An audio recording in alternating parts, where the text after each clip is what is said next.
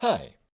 In Jira, when we work with different types of issues, one of the most important aspects is to be able to connect them. Suppose I have a business feature, here represented by an epic, and I want to know which stories will contribute to its implementation. To be able to do this, I just need to link those stories to the business feature, and that's it. If I want something a bit more complex, like for instance, to know the risks that may affect release 2.0 of our product, I can also perform a search.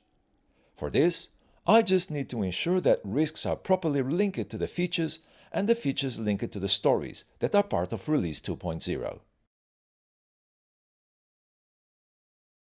To support this, Jira supplies a linking mechanism that makes it easy to connect two items.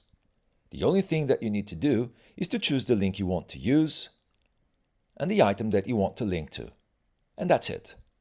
The connection will immediately become visible in the details area of both linked items. The linking mechanism is indeed a very simple functionality. It's very easy to configure and even easier to use. However, because it's simple, it's very common to open the door to some lack of discipline when using it, generating two types of problem. The first problem is oversimplification. The problem with oversimplification happens when we use the same generic link to connect different types of items. And we do this because most of the times we are just focusing on creating the link, ignoring its type. As a consequence, it's much harder to distinguish between different types of relationships. The second problem is double meaning. The problem with double meaning is exactly the opposite of oversimplification.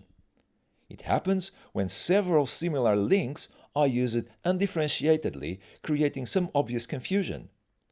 Imagine you have options available like depends or is blocked, and there is no clear guideline about which one to use. Chaos will surface as sometimes you will use the first one, while others you will use the second. The good news is that these problems can be easily solved by agreeing with the teams what are the types of links to be considered and which links should be used in each situation. In Jira, this means defining clearly the name and both the inbound and outbounds. When you have this information, you can ask your Jira administrator to configure them for you. Since Jira has a very limited set of types of links in its initial configuration, the following list contains some of the links I consider the most important to connect the several types of items. Requirements are used to manage the links between different types of requirements. For instance, a program epic that can be satisfied by a set of business features. Change is the first dimension used to deal with change requests. In this case, we are focused on the modification dimension that happens on a requirement when it changes. For instance, a change request can modify this feature. Materializing is the second dimension of the change request. In this case, all the items that materialize the change request, most of them user stories. For example, a change request is materialized by 3 user stories. Decision is used to clearly identify points that represent the influence of a decision that was made over any type of other item. Testing is used to keep track of the relationship between the bugs found when running tests and the backlog items being tested. Test is used to declare the link between test cases created and the backlog items they will be ran against. Dependency is used to describe the fact that an item needs another one to be completed. It's very useful, especially when working with several teams in the context of the same solution or project. Issue.